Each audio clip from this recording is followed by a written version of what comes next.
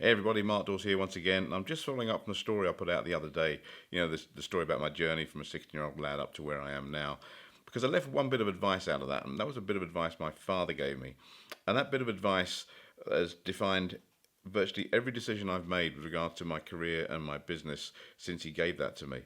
Now, I'll come back to that in a minute, but last night, Deborah and I were watching a film on telly. It's a film called The Professor, and it stars Johnny Depp. Worthwhile watching, by the way. It's on Amazon Prime. But this guy, the professor, played by Johnny Depp, he goes to the doctor right at the beginning of the film, and the doctor said, "Look, I'm really sorry. You've got stage 4 lung cancer, and you've got probably at best, with treatment, 12 months to live." He said, "Without treatment, 6 months to live." And the film then goes on an interesting journey because this guy's behaviour and his attitude to life virtually changes instantaneously, and he starts doing outrageous things. Definitely worth a watch. Now, I don't say go and do some of the stuff he does in the film, but hey, you get the message. Now, when I run courses and people come to train with us, I always do a bit at the beginning of each day about the way we think and the way our mind works and how it affects our body and how we can actually be better than we can be. And this has resulted in people leaving their jobs. It's resulted in people going around the world, setting up their own businesses, literally changing their lives, with this information I give them. And there's one thing I tell them, and I ask them this question. I say, if you had 12 months to live, what would you do differently with your life that you're not doing now? And people go, well, I'd travel the world, I'd leave my job, I'd do this, I'd do that, whatever it is. And then I requalify that by saying, how do you know you don't? And that's a fact because none of us do. We're very fragile as human beings. We can be here today and gone tomorrow, but we live our lives as though we're going to be here forever. So this is why it's really important that you follow your passion and do what drives you, and take advantage of your life. And I met a guy, Harry. I'm talking about you, old friend, my old Navy buddy. I met a guy, never met him before. I was on a bike night on Hailing. This guy turned up. He had the same motorbike as me, a Triumph Rocket 3. We got chatting. He was ex Royal Navy, ex Submariner.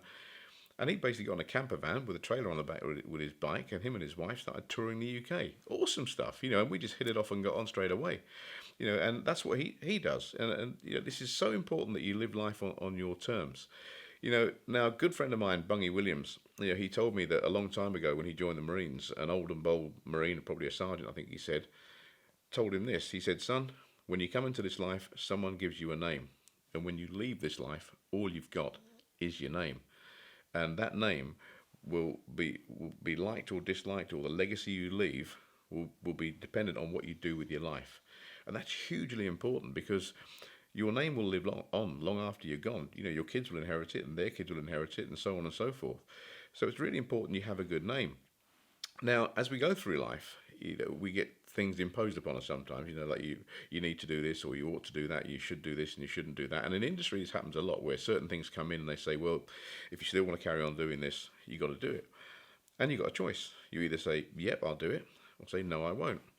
And if you're going to do it, and it doesn't sit with what you believe, and it doesn't sit with your value system, why are you doing it? Now, okay, you may have to do it because you may have to provide for your family and pay your mortgage or your rent or whatever it is, but you could do that up to a point where you don't have to do that anymore. So at least you've got a vision and a goal as to what you actually want to achieve. So that could be a temporary process until you get to the point where you can say, "I'm not doing it anymore." And that's exactly what I did with the prison service.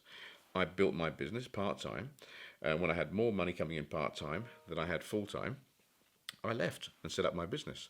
And when I've done things in my business where people have said, "Well, you need to do this," or this is coming in and that's coming in, and I've thought about it and I've looked at it and I said, "I don't want to do it." We've had contracts with some large companies, and John Stedman will back me up on this. John and I have been there, and they said, "Right, we want it done this way." And we said, "It's not right. You can't do it that way." And even their own staff said, "No, we want it done this way." And they said, "No," one particular manager, "No, we'll do it like this." We just packed up our kit and walked off the contract, because it wasn't right to do it. So, what was the advice my father gave me when I was 16 years old that I'm still using to this day? Well, it's simple. As I was leaving to join the Navy, he got quite upset. And he just pulled me to one side and he said this. He said, "Son, whatever you do in life, do what makes you happy.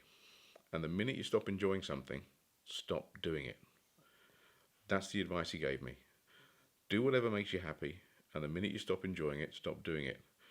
That's why I joined the Navy. It made me happy. That's why I left the Navy. I stopped enjoying it. That's been a definitive process in every aspect of what I do. That's why I enjoyed working for Apple Computers.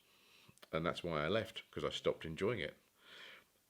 I've set up my business. I enjoy it. I enjoy doing things like this. I enjoy reaching out to people. I enjoy meeting new people. I love it. And certain things come in. They say, well, if you want to work in this particular field, you must have this. And if you want to deliver that qualification, you must do it this way. And I've got a choice. I either do it or I don't. And if it doesn't make me happy, if it doesn't sit with what I believe and what I value, I don't do it. And that's as simple as it gets. So don't make life complicated. Live it on your terms. Do whatever you want to do, but do what makes you happy. And if it doesn't make you happy, don't do it. Or if you get to a point where you've started something because it made you happy and you're getting to a point where it's not making you happy anymore, don't do it anymore. Do something else. Have a great Sunday.